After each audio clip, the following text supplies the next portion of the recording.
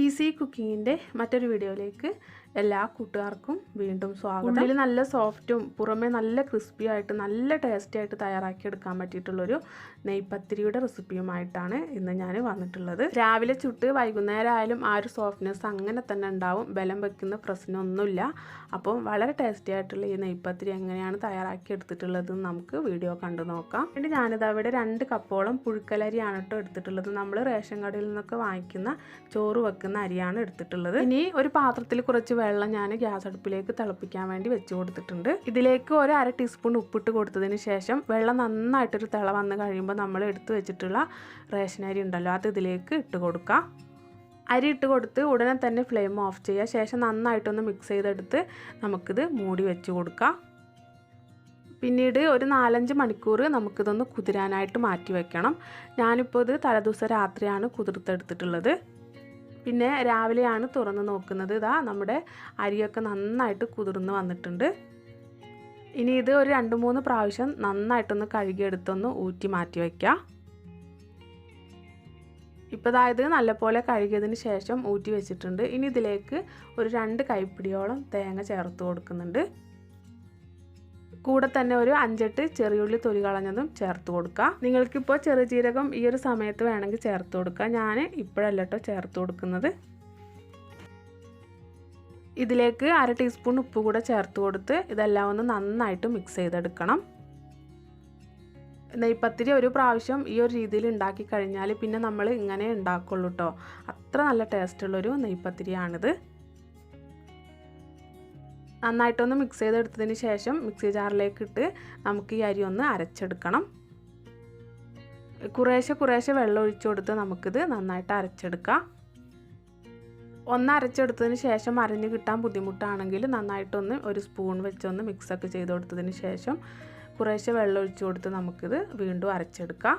തിളച്ച വെള്ളത്തിൽ കുതിർത്തെടുത്തത് കൊണ്ട് ഇത് പെട്ടെന്ന് തന്നെ അരഞ്ഞ് കിട്ടും കേട്ടോ. ഗ്രൈൻഡറിലാണെങ്കിലും നമുക്കിത് മൊത്തത്തിൽ ഇട്ട് കൊടുത്ത് അരച്ചെടുക്കാവുന്നതേ ഉള്ളൂ. ഈ ഒരു രീതിയിൽ മിക്സിയിലാണെങ്കിലും നന്നായിട്ട് തന്നെ അരഞ്ഞ് കിട്ടുന്നുണ്ട്. പിന്നെ ഈ അരി ഫൈനായിട്ട് അരച്ചെടുക്കേണ്ട ആവശ്യമില്ല, ചെറിയൊരു തരിയോട് കൂടിയാണ് നമുക്കിത് അരച്ചെടുക്കേണ്ടത്. അരച്ചെടുത്ത മാവ് മറ്റൊരു പാത്രത്തിലേക്ക് മാറ്റി കൊടുക്കുന്നുണ്ട്.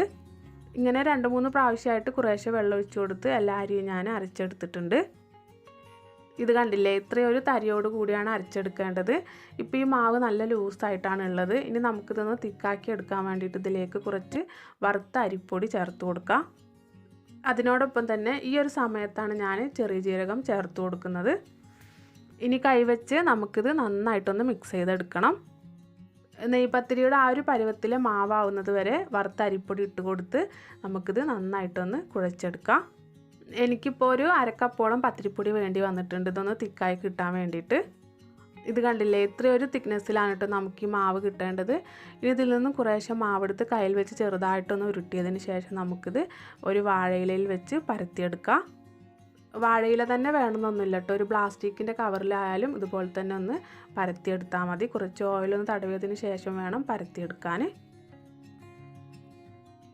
അധികം തിന്നായിട്ടല്ലെന്ന ഒരുപാട് തിക്കായിട്ടല്ലാത്ത രീതിയിലൊന്ന് പരത്തിയെടുത്തിട്ടുണ്ട്.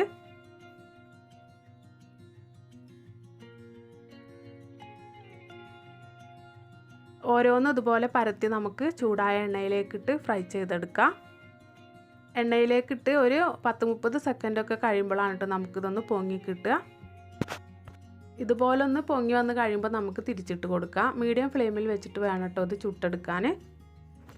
വീണ്ടും ഒന്നും കൂടെ ഒന്ന് തിരിച്ചിട്ട് കൊടുക്കുന്നുണ്ട്. അതിനുശേഷം നമുക്ക് എണ്ണയിൽ നിന്ന് കോരി മാറ്റാം. ഈ ഒരു നെയ്പത്തിരിയിൽ ഒട്ടും എണ്ണയൊന്നും കുടിക്കില്ല കേട്ടോ, അടിപൊളിയാണ്.